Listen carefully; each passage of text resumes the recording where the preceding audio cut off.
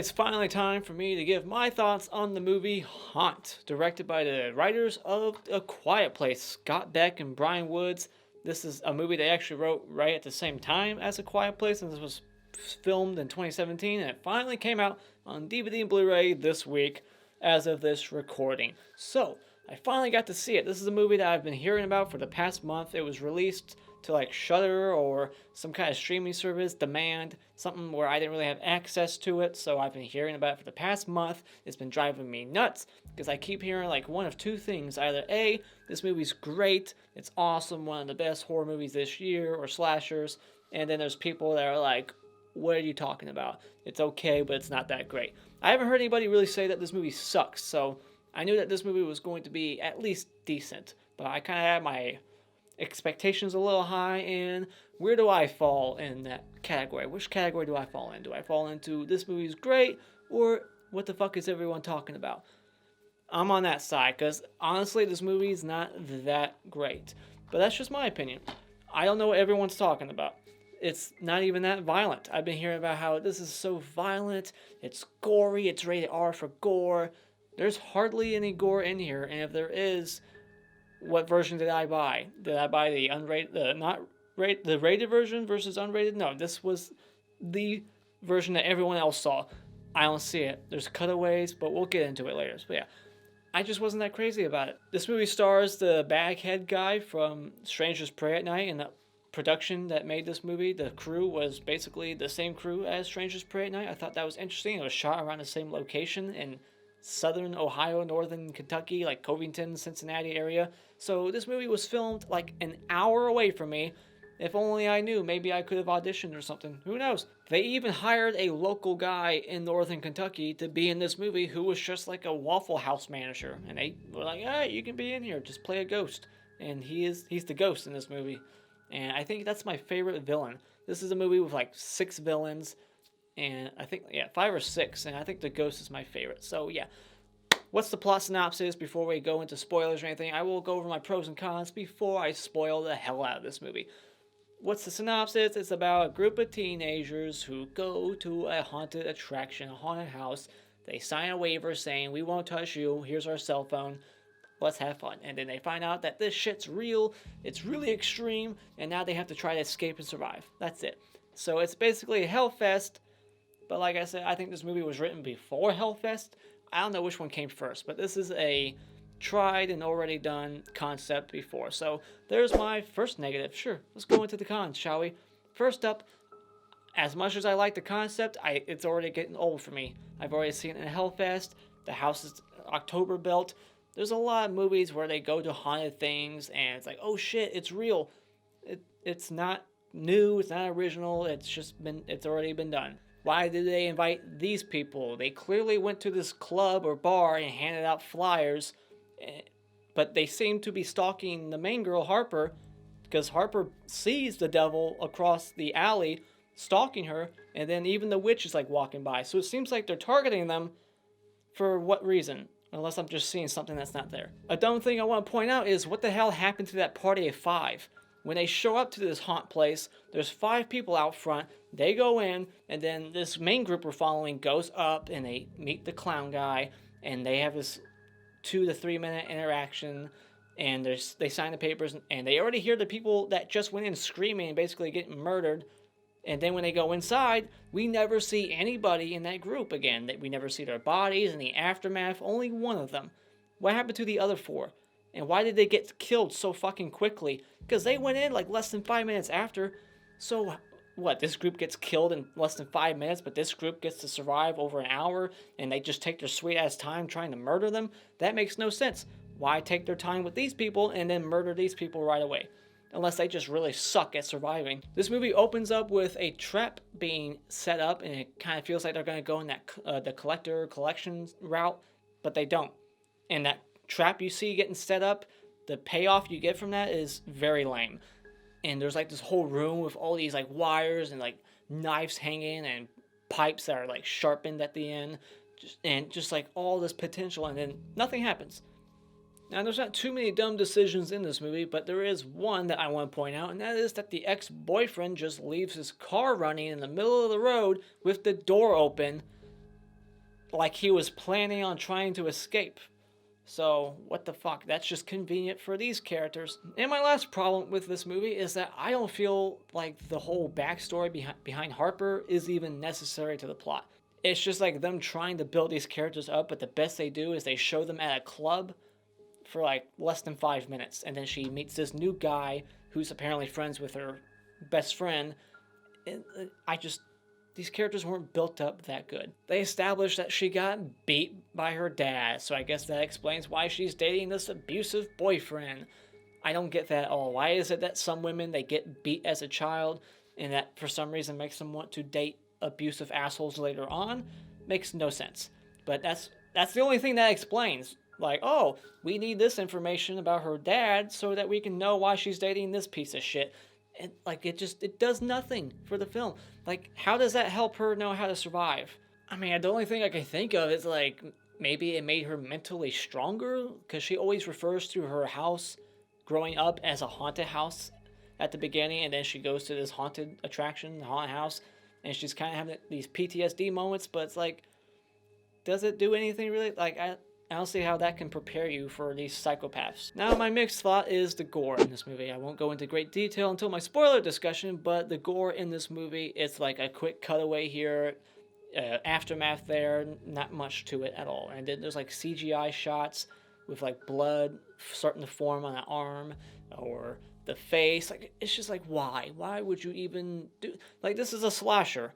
You should always try to have gore and use practical effects. And you think that these people who wrote this movie, they claim that they're these big, John Carpenter-inspired people and 80s slashers. They love them. They love all that gore stuff. Eli Roth is the producer of this film, and we know his shit. It's always gory, always bloody. But then you get to this, it's really not that violent or gory. But there are a couple of decent kills in here, so that's why I put it in my mix section. So let's go into the positives. My first positive is I like a movie that has multiple villains, because then there's a chance for multiple people to die, and those fuck yeah, get them! Just those satisfying moments where they're finally getting killed by the protagonist, and you just start to cheer. I also like the explanation for why there's no cell phones. They have to give away their cell phones right up front, like, give it to us, you can't film inside, blah blah blah, sign these waivers, give us your address in case you escape. I thought that was kind of clever too. Just in case they escape, they now know where they live. I also like the masks that they're wearing, the costumes, and the acting by these guys. It takes acting to be a villain. Some people always act like it's so easy to play a villain.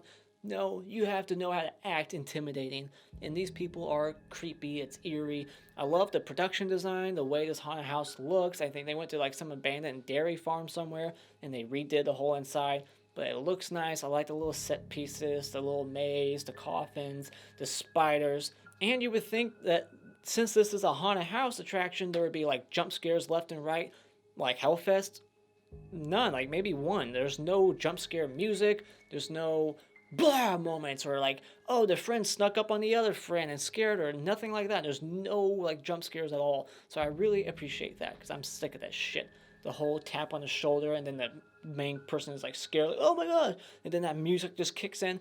It's so dumb. It's so cheap. Quit doing it, Hollywood. And the acting in this movie was surprisingly good. Like, everyone does their part, and it's believable, and I believe what's happening is happening. So I like that. And I like that there's at least 2 likable characters. These characters, we don't know too much about them. We just know this one gets abused as a kid and by her shitty boyfriend, and that doesn't really do anything for her character, really, but whatever. And then we got the jock stud. Although he's not your typical jock, he's actually likable. And when you meet him, you automatically just get this sense of like, this guy's genuine. He's not pretending to be this nice guy because he's trying to get laid. He is just genuinely a nice guy, and I was rooting for him. He makes a couple of small dumb decisions at the end, acts like Laurie Strode, but whatever. He's still a great guy. I like him. Since this movie is not really focusing on kills and gore, I like that they at least try to focus on tension building, because there are a few scenes that build some decent amount of tension, like the coffin scene or the sticking your arm through the hole in the wall scene. There's some good moments of tension. There's some sequences that carry out just a little bit too long and they start to run thin, but some good tension building overall. And last but not least, I really like the ending. It's kind of like another movie that came out in this decade. I won't say it because then that will spoil it, but I really love this ending. It's been done before, but man, I love that we got to see this type of ending again. Kick-ass ending. Hottest chick award goes to Harper. She's the only one that doesn't wear an outfit, a costume of any kind. Maybe if the other characters weren't wearing makeup and looking like dead zombies or anything, that maybe they would have been hotter. But she's the hottest one of this film. And the clap award for best scene will go to the very end. Alright, I won't show you any clips until later, but trust me, the end is the best scene. But yeah, final thoughts before I go into my spoiler section. I point out stupid little things. This movie's alright. It's not the best thing ever, but it does build some good tension. It's got a couple of likable characters. There's some gore in here, but not a whole lot. So don't expect much if you're looking for that kind of crap.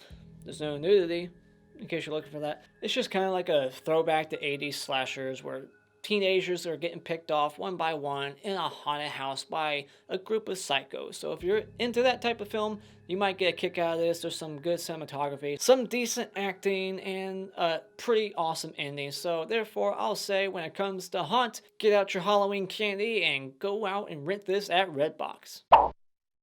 Alright, so this movie opens up with the battered girlfriend, and she's texting her abusive boyfriend, and this is basically setting up the boyfriend as a red herring, and she types like it's over, and then he's throwing pumpkins at her door, and she's watching Night of the Living Dead on TV. I can't tell me how many times I see this. Night of the Living Dead is in like a lot of horror movies, like Halloween 2, the recent Scary Stories to Tell in the Dark. It's like there's no copyright on it, so anyone can use it and talk about it and show it in their movies, so it's just funny. Every time I see it, I'm like, man, there's another horror movie showing Night of the Living Dead. But yeah, then they go to this club and they meet this, or Harper meets this guy who's already friends with her friend, and they get these flyers, I guess. We never know who handed out the flyer exactly, which villain later on. But the centipede guy, he gets a flyer and they go, well, let's go to this place. And he's like a Lyft driver and he's trying to charge his friends for a ride there. What a dick. This character isn't that likable because of that alone. But they just so happen to be parked right in front of the entrance. They're like driving, and Harper thinks that her abusive boyfriend's following them, which I think he is. How the hell he knew where she was going, makes no sense. But they just park randomly. She's like, just pull over here, and they pull over, and then all of a sudden, like, the lights come on, and it's like, haunted house, here it is. You just coincidentally parked right at the right spot. I mean, I'm sure they would have gotten there anyways. They had directions and they had it in their GPS, but the fact that she like told them like, no, go down this street and then park right here because I think we're being followed, and like all of a sudden it's just right there. I don't know. It was like really, it just felt like a coincidence. I like that this haunted house that they go to, it has one review on Yelp, and I want to know who the fuck wrote that review. I'm very curious to find that out. And like I said in my cons, what the hell happened to that party of 5? I feel like they're only in here to make this group more comfortable to go inside this shady-ass place. Because if it was me, and I just found out about this fucking place, and there's like nobody there, I'd be like, this doesn't feel right, I'm not going in. So I felt like maybe that party of 5 that we never see was just kind of there to make it seem like a legit establishment for these other characters to go in and then get killed. I like the 3 coffin scene. There's like 3 coffins, and only one of them like allows you to go to the other room, but you have to like shut yourself in the coffin, and then the door opens. But then the third girl goes in, and there's like a hatch above, and a bunch of spiders come in. The first spider's like CGI, you can tell it's like crawling in. And then we get to this scene where there's like 3 holes, and it's like guess the body parts, and you stick your arm through, and for some reason there's just grapes on one, noodles in the other one. But then the third one, there's, I guess the villain's behind it with a razor, a straight razor. And the girl, she sticks her arm back there. She loses the ring. Again, I'm not sure what the ring has to do, like, plot-wise, why that's so important. But she just gets her arm in there, and then she pulls it out, and she's, like, all hurt, and she looks at her arm. And then, like, CGI blood starts to appear on her arm, and it looks so awful. Like, why couldn't she just pull her arm out, and there was already blood? Like, she acts like it was, like, a paper cut. That's what a paper cut does. When you get, like, a cut from paper, and you just look at it like you can't find it at first, and then all of a sudden a few seconds later the blood finally starts to trickle. You're like, oh, there it is. It's like, no, if you got cut with a straight razor 10 seconds later then it starts bleeding, that makes no sense. It would just be bleeding right away like every other fucking movie when you get cut. So like, I just have little problems with little shit like that.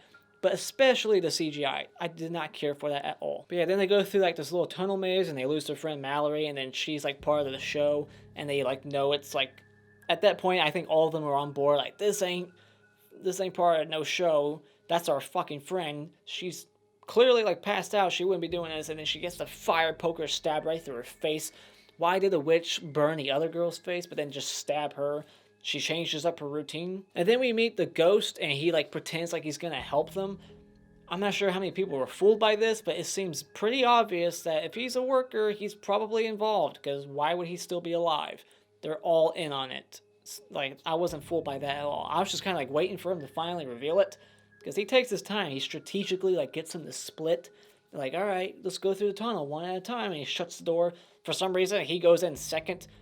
I would make that guy go in last or second to last or something. I don't know. Why he had to go in second was dumb. Stupid decision, but whatever.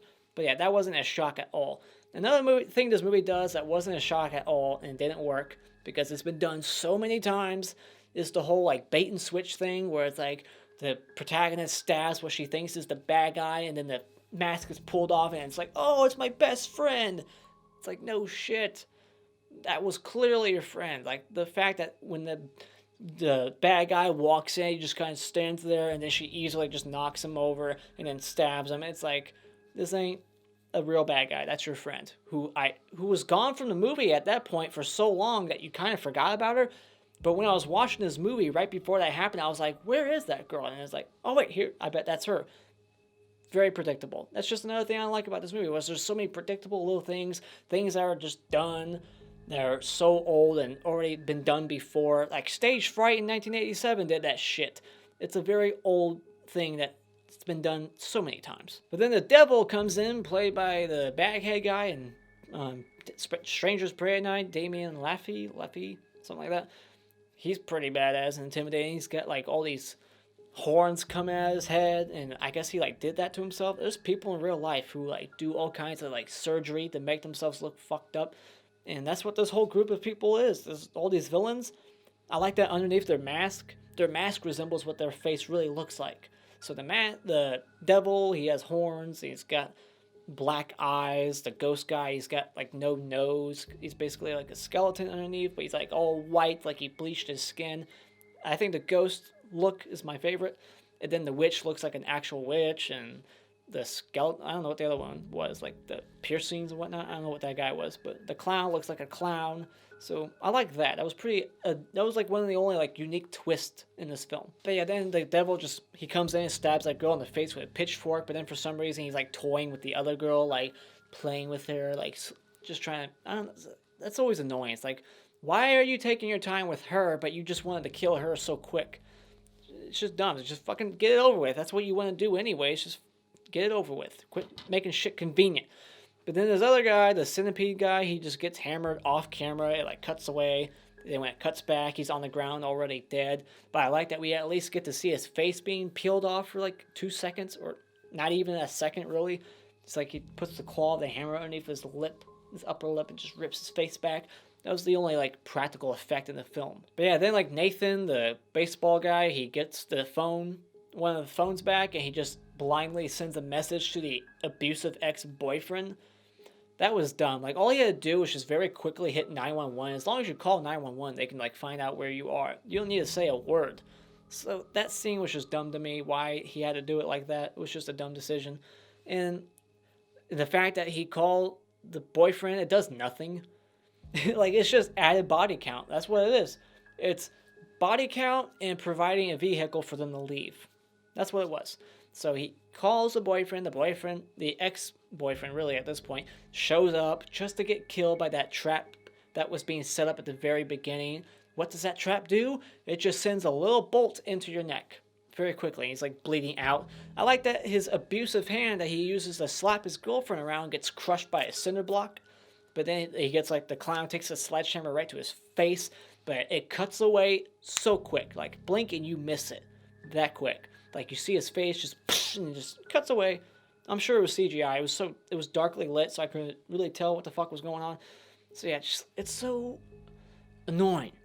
It's frustrating. There's so much potential in this film, but they just complete blue balls. That's what it is. But yeah, then this movie almost starts to turn into The Collector when Harper goes into that room. There's all these knives hanging, like these traps and contractions just like ready to get set off, and she steps on a nail, and then she like puts her hands in like this sticky glue shit that you would use for like roaches, and like peels her skin off her hands. And it's like, all right, finally some gnarly stuff and some traps going off, but then that's it. And then like this guy, he's like cutting the rope about to set off this other trap, and that's the guy who later is acting like, oh, I'm innocent, I wasn't in on it, I was just kind of helping them out against my will, I don't want to do this. And then he gets shot in the head like Desperado style. What's that movie? Departed. Yeah, like the elevator door opens and the guy gets shot. And I saw that coming too. Like when that guy gets shot in the face, I was waiting for it. I'm like, he's betraying them. He's going to get killed. He's going to get shot. I'm sure they have a gun. And poosh, he gets shot in the face. Just another predictable thing. I like how Harper needs a mirror to read shit on the wall that's backwards. You know, like red rum, like there's things written backwards on the wall, but you can clearly just look at it and read it backwards on your own. But she's like, I got to get this mirror and look, what's it say? It's like, it clearly says find the key. You don't need a fucking mirror. But yeah, then we finally get to see a couple of these assholes get what they deserve. The witch, she's like on top of the thing. And this is another dumb decision. Sorry, it just is. I hate to be so negative, but she's standing on top of the hatch because the other guy is down there trying to get to Harper, and he's banging on it, and then she just walks off towards the girl like she's just gonna slowly attack her. It's like, you don't think he's gonna keep trying? Wish he does. She steps off. He opens it because he was still trying at that point to open it. He just opens it, grabs her, pulls it down. It's like, what the fuck were you expecting, witch? Did you not think he was gonna try to keep opening it? It was just dumb. But she gets pulled down, and then the Harper just goes and slams the hatch door against her face a couple of times. I love that. And I like that the baseball guy who said earlier in the film, like, I can't play baseball no more. I got hurt. I got surgery on my face. Can't you see? I'm so ugly now. It's like, bullshit. You're fucking... No. He's a stud. And not that I'm gay or anything, but trust me, this guy was good looking. And the fact that he was acting like, I'm all scarred up, I had face surgery. It's like, get the fuck out of here. You still look good. Quit complaining. But I like that he finally got to use that lucky bat of his. He's like, oh, this is my lucky bat. And he uses it against that fucking chainsaw wielding guy. Like that he got to finally use his bat and start swinging again. There's two things that are dumb about that scene also. I feel like everything's good and bad in this film. Like, oh, that's good, but it's also stupid. He brings that bat to a gunfight. He clearly sees that the villain is holding a pistol. He's like, I'm going to take my lucky bat because it's so lucky that I'm going to be bulletproof. But he just gets shot right in a non-lethal spot in his gut. Convenient, but it's just so dumb. I was like, really? Like, I was baffled by that too. I was like, you're bringing a bat to a gunfight. And then after he hits the guy once in the face with a bat, I guess he's dead because we don't see him again. And I thought we were. Hits him right in the face with a bat and then drops his lucky bat onto the bad guy. Just like, here you go, bad guy. Here's my bat in case you get back up. So stupid. But here's a shock. They actually successfully get to the hospital. Every horror movie, usually when they're like, you think they're gone, they escape, they're in the car, they're driving away, they're going to the hospital or a police station or home, whatever. You're like, there's a killer in the back seat. They're not going to make it there. But they actually make it there. I was like, oh, that's odd. Sweet. That was a surprise. But yeah, then we get the awesome ending. The girl Harper, she realizes that she gave away her address, so she goes home and sets up traps that she had to go through, and, you know, the things that fucked her up, like the nail in the foot, the wax or whatever, what the hell's it called? Like, I don't know what it's called, but the sticky crap that she put her hands in, she set up these traps for the clown. And the clown, he was just so confident that he was going to get it. He just barges in the middle of the day, kicks the door open with a sledgehammer, and then he steps on the nail. He steps in the, or he puts his, he steps on the wax paper or whatever. I keep calling it wax. It's like sticky crap. And he falls on the nails, and then she just comes up, and it shoots him right in the fucking face. Great ending. We don't get enough endings like that where the protagonist finally just gets one up on the bad guy and is like, now I'm in charge. Now the Mr. Head Award for Best Kill will go to the nurse who gets a pitchfork shoved right through her face. And the Mr. Twig Award for Worst Kill will go to the friend. remember her name, but she gets killed by her own friend, Friendly Fire, and it's predictable and overdone. We've seen it before. And those are my thoughts on Hunt. Have you seen this movie yet? Let me know what you thought about it in the comments below. Do you think I was too hard on it? There's just some dumb decisions in here, and just conveniences. I wasn't too crazy about it. It's alright. It surprised me. That ending of the movie definitely saved it for me, though. So, yeah. Those are my thoughts. What did you think about it? And thank you so much for joining me tonight. If you like what you've seen here, you can hit this like button. And you can become a subscriber today just by clicking on my cartoon face in about 5 seconds. And until next time, auf Wiedersehen.